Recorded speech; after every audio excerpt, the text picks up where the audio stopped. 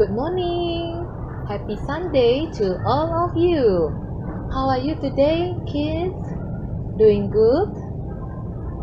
Are you enjoying your holiday? This is Sunday again, and this is our time to Sunday school. Yay! Okay.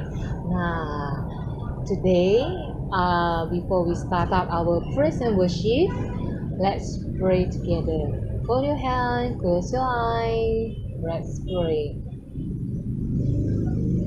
Bapa kami yang di surga, kami bersyukur untuk kemurahan dan untuk kebaikan-Mu.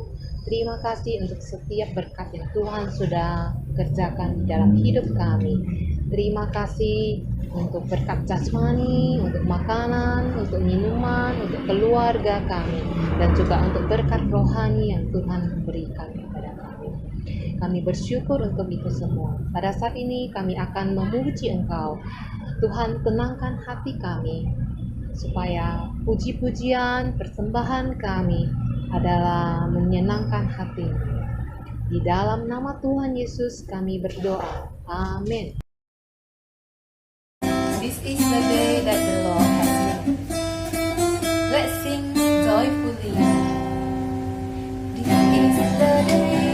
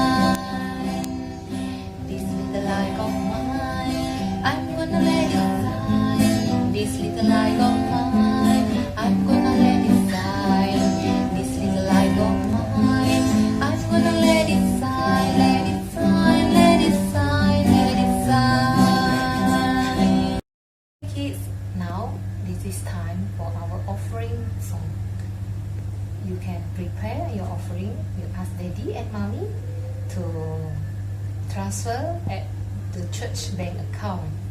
Okay? Yeah, we can sing this song. I've got peace like a river in my soul. Let's sing together. I've got peace like a river. I've got peace like a river. I've got peace like a river in my soul. I've got peace like a river. I've got peace like a river. I've got peace like a river in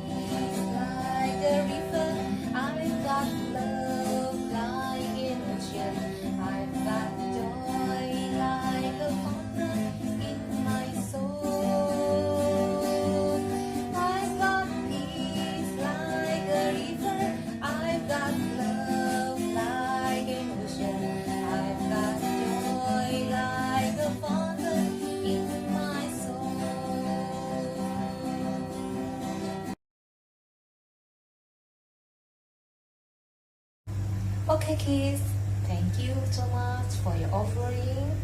Thank you for take your time to sing with me. Now this is our time to listen to sermon by Miss Wina. Sit properly. You listen to Miss Edwina. Learn something. Okay? Bye. Hi, good morning, children. Have a blessed Sunday. How have you been? I hope you are well and in good health. We have been singing praises to God. Now we will listen the word of God. Please sit well and bring your Bible. Let us come to God in prayer. Father in heaven, thank you for this beautiful this morning. Thank you for your grace. Thank you for your blessing.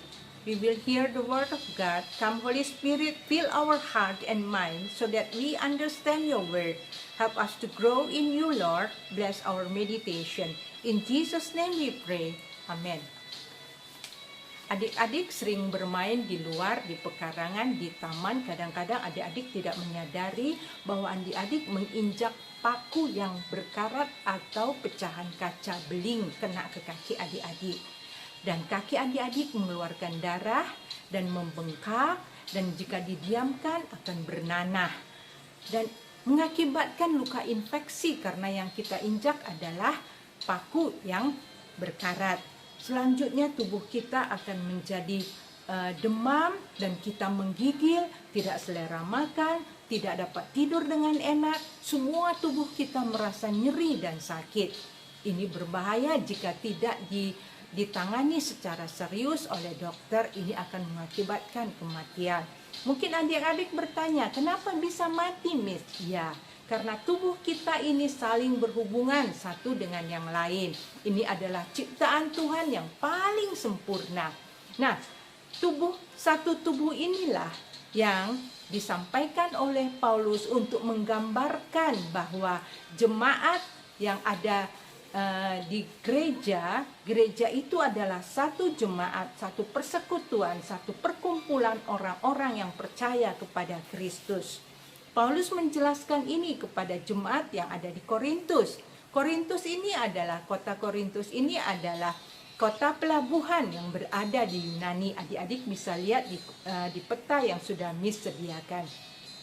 Ini adalah perjalanan Paulus yang kedua yang melalui kota Listra. Adik-adik masih ingat bulan yang lalu Miss menyampaikan cerita ini. Di kota Listra ada seorang anak muda yang baik dan terkenal sampai ke kota Ikonium. Adik-adik masih ingat siapa namanya? Namanya adalah, ya betul sekali, Timotius. Dari kota Listra ini Rasul Paulus melanjutkan perjalanannya masuk ke kota Filipi. Nah, adik-adik juga masih ingat minggu yang lalu Miss Magda menceritakan tentang kota Filipi. Di kota ini juga Rasul Paulus membangun satu jemaat Filipi yang percaya kepada Tuhan. Dari Filipi, Rasul Paulus melanjutkan perjalanannya ke Tesalonika. Dari Tesalonika melanjutkan ke Berea. Dari Berea melanjutkan ke Athena. Dari Athena memasuki kota Korintus. Di kota Korintus inilah sekarang Rasul Paulus membangun satu jemaatnya di kota Korintus. Di kota ini Rasul Paulus bertemu dengan Aquilia dan Priscilla. Aquilia dan Priscilla ini berasal dari Pontus di Italia. Karena ada peraturan atau ada pernyataan yang disampaikan oleh Kaisar Claudius untuk semua orang Yahudi untuk keluar dari daerah Roma. Salah satunya adalah Aquilia dan Priscilla. Mereka keluar dari Roma, mereka melanjutkan perjalanannya dan mereka masuk ke kota Korintus. Di kota Korintus inilah Aquilia dan Priscilla bekerja membuat tenda. Ayah dari Aquilia adalah orang yang juga ahli dalam membuat tenda, dan keahliannya dari ayah daripada Aquilia diturunkan kepada Aquilia, dan dia melanjutkan pekerjaan ini bersama dengan istrinya Priscilla. Nah, di kota inilah Rasul Paulus bertemu dengan Aquilia dan Priscilla, dan keluarga ini mengundang Paulus untuk tinggal di rumah mereka, untuk bekerja bersama-sama untuk membuat tenda. Tenda yang mereka buat ini adalah terbuat dari kulit kambing. Kulit kambing ini dikeringkan dan disambung satu dengan yang lain, dijahit menjadi satu lembaran yang dapat digunakan untuk tempat untuk berteduh. Ini adalah pekerjaan Rasul Paulus. Dana uang yang dia dapat itu dia pergunakan untuk kehidupannya sendiri dan juga untuk pelayanannya. Nah, kita melanjutkan cerita ini. Rasul Paulus tinggal di Korintus selama 1 tahun 6 bulan, kira-kira 18 bulan. Aquilia dan Priscilla juga rindu untuk mengenal Tuhan lebih dalam lagi, mengenal kebenarannya melalui Paulus. Paulus mengajari Aquilia dan Priscilla, iman mereka semakin teguh, dan betapa adik-adik bisa bayangkan betapa pesatnya kemajuan daripada iman dan pengenalan Aquilia dan Priscilla. Tidak hanya itu saja, Rasul Paulus pun mengajar kepada orang-orang yang ada di kota Korintus. Dari sinilah timbul jemaat di Korintus, dan jemaat ini semakin berkembang dan berkembang. Nah, Rasul Paulus melanjutkan pelayanannya terus untuk pemberitaan Injil dari satu kota ke kota lain. Rasul Paulus menyampaikan firman Tuhan ke kota Efesus, dari Efesus ke Kaisarea, dari Kaisarea masuk kembali ke Yerusalem. Nah, ini adalah pendahuluan daripada yang akan kita bahas. Kita membuka Alkitab kita buka kitab 1 Korintus 12 ayat 12 sampai 26. Ini adalah pembacaan yang pertama. Ini panjang adik-adik, adik-adik agar sabar membacanya dan pelan-pelan. Banyak anggota tetapi satu tubuh. Karena sama seperti tubuh itu satu dan anggotanya banyak. Dan segala anggota itu pun sekalipun banyak merupakan satu tubuh. Demikian pula Kristus. Sebab dalam satu roh kita semua, baik orang Yahudi maupun orang Yunani, baik budak maupun orang merdeka, telah dibaptis menjadi satu tubuh, dan kita semua diberi minum dari satu roh. Karena tubuh juga tidak terdiri dari satu anggota, tetapi atas banyak anggota. Andai kata kaki berkata, karena aku bukan tangan, aku tidak termasuk tubuh. Jadi benarkah ia tidak termasuk tubuh? Dan andai kata telinga berkata, karena aku bukan mata, aku tidak termasuk tubuh. Jadi benarkah ia tidak termasuk tubuh? Andai kata tubuh seluruhnya adalah mata, di manakah pendengaran? Andai kata seluruhnya adalah telinga, di manakah penciuman? Tetapi Allah telah memberikan kepada anggota masing-masing secara khusus suatu tempat pada tubuh seperti yang dikehendakinya. Andai kata semuanya adalah satu anggota, di manakah tubuh? Memang ada banyak anggota, tetapi hanya satu tubuh. Jadi mata tidak dapat berkata kepada tangan, aku tidak membutuhkan engkau. Dan kepala tidak dapat berkata kepada kaki, aku tidak membutuhkan engkau. Malahan justru anggota-anggota tubuh yang nampaknya paling lemah yang paling dibutuhkan. Dan kepada anggota-anggota tubuh yang menurut pemandangan kita kurang terhormat, kita berikan penghormatan khusus. Dan terhadap anggota-anggota kita yang tidak elok, kita berikan perhatian khusus. Hal ini tidak dibutuhkan oleh anggota-anggota kita yang elok. Allah telah menyusun tubuh kita begitu rupa, sehingga kepada anggota-anggota yang tidak mulia diberikan penghormatan khusus, supaya jangan terjadi perpecahan dalam tubuh, tetapi supaya anggota-anggota yang berbeda itu saling memperhatikan. Karena itu jika satu anggota menderita, semua anggota turut menderita. Jika satu anggota dihormati, semua anggota turut bersukacita. Demikianlah firman Tuhan yang sudah kita baca. Paulus menceritakan, menggambarkan bahwa tubuh manusia sebagai gambaran daripada tubuh Kristus. Sesudah Paulus melakukan perjalanannya, melanjutkan perjalanannya dari satu kota ke kota lain, kita melihat di sini jemaat semakin banyak dan gereja semakin bertumbuh dan berkembang. Ada jemaat yang merasa dirinya paling penting, ada jemaat yang merasa paling hebat, ada jemaat yang merasa paling benar. Akibatnya terjadilah pengelompokan dengan pengelompokan, sehingga terjadilah perpecahan di gereja di Korintus. Ini adalah penyebab daripada perpecahan atau pengelompokan-pengelompokan yang terjadi di kota Korintus. Paulus memberikan peringatan kepada, nasihat kepada jemaat yang ada di Korintus. Makanya kita bisa membaca 1 Korintus dan 2 Korintus. Ini adalah surat nasihat dari Paulus kepada jemaat yang di Korintus, bahwa Paulus mengatakan bahwa kita adalah satu keluarga dengan Allah sebagai Bapa kita dan Yesus sebagai kepala kita. Paulus membandingkan tubuh manusia ini sebagai satu gereja dan satu keluarga. Kita mempunyai kepala, kita mempunyai mata, kita mempunyai kaki, kita mempunyai tangan. Masing-masing anggota tubuh memiliki bentuk dan fungsi yang berbeda-beda.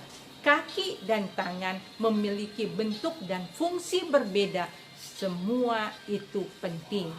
Mata dan telinga, mata tidak boleh sombong bahwa dia dapat melihat dan merendahkan kaki. Telinga tidak boleh sombong, dia merendahkan lidah.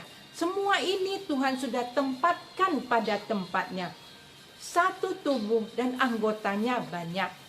Allah memberikan anggota secara khusus, suatu tempat yang khusus.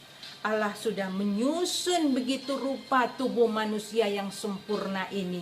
Sungguh sempurna. Penghormatan khusus kepada yang tidak mulia, supaya tidak terjadi perpecahan, supaya seluruh anggota yang berbeda saling memperhatikan. Jika satu anggota menderita, maka semua anggota akan menderita pula. Jika satu anggota dihormati dan semua anggota merasa bersuka cita. Ini adalah gambaran yang disampaikan oleh Rasul Paulus kepada jemaat di Korintus, agar mereka mengerti dan memahami bahwa semua ini adalah satu tubuh di dalam Tuhan. Nah, kita akan melanjutkan pembacaan kita yang kedua, yaitu dari 1 Korintus, kita lanjutkan ayat 27.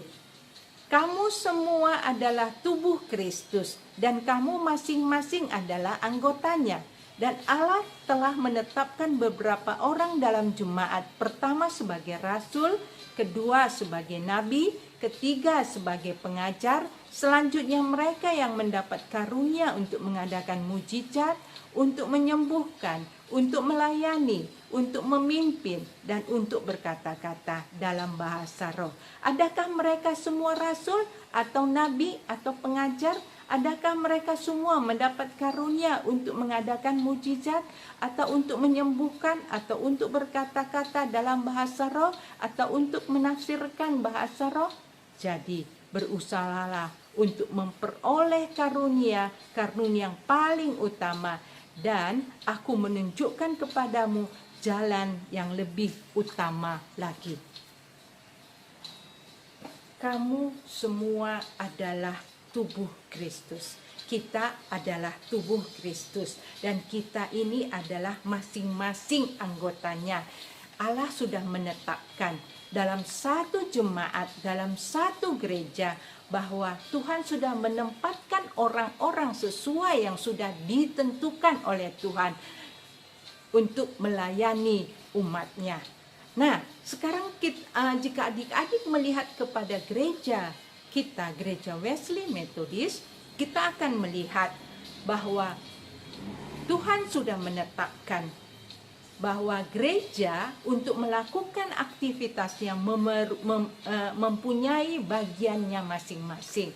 Dalam gereja kita ada pendeta, ada majelis, ada guru sekolah minggu, ada teenager, kelompok muda-mudi, ada juga kelompok youth fellowship, ada men and women, ibu-ibu dan bapak-bapak, dan juga ada kelompok lansia. Semua kelompok ini mempunyai bagiannya masing-masing dalam satu gereja. Dan setiap anggota, setiap bagian ini tidak bisa mementingkan dirinya sendiri. Misalnya men fellowship menganggap mereka yang paling penting, majelis menganggap paling penting, guru-guru sekolah minggu menganggap paling penting, dan juga ibu-ibu merasa paling penting. Jika terjadi hal yang seperti ini, akan terjadi perpecahan dalam satu gereja. Terjadilah pengelompokan. Semua penting, semua punya tugas dan fungsi, dan semua berharga di hadapan Tuhan. Karena itu, kita sebagai anggota tubuh Kristus, kita harus saling menghargai, saling mendukung, saling melayani, saling membantu, dan saling melengkapi. Kalau ada yang sakit, semua kita akan menderita. Jika ada yang dihormati, dipuji, semua bergembira. Itulah tandanya kita satu hati, satu tubuh, tubuh Kristus. Kita semua melayani Tuhan yang sama. Semua pelayanan kita hanyalah untuk memuliakan nama Tuhan. Biarkanlah kita anggota tubuh Tuhan, tubuh Kristus, dapat menjadi satu, dapat dipergunakan untuk memuliakan namanya. Amin. Mari kita bersatu dalam doa. Tuhan, kami masih dapat lagi datang ke hadapan hadirat-Mu, mengucapkan syukur dan terima kasih untuk segala kebaikan, kemurahan yang sudah Tuhan nyatakan dalam kehidupan kami.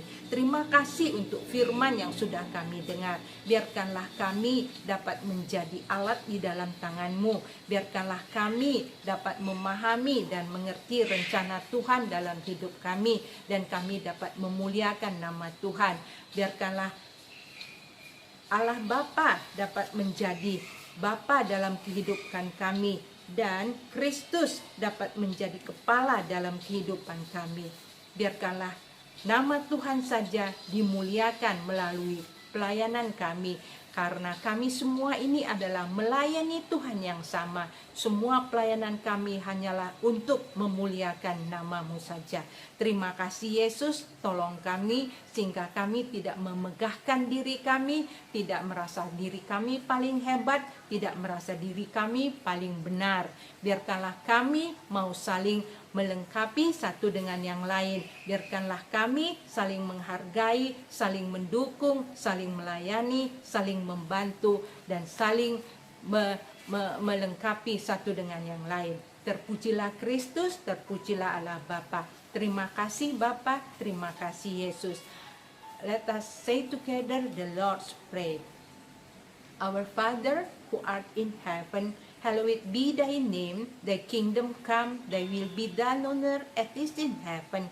Give us this day our daily bread, and forgive us our trespasses as we forgive those who trespass against us. And lead us not into temptation, but deliver us from evil. For thy is the kingdom, and the power, and the glory forever. Amen. Thank you. Have a blessed Sunday. See you next week. Thank you. God bless you. Bye-bye.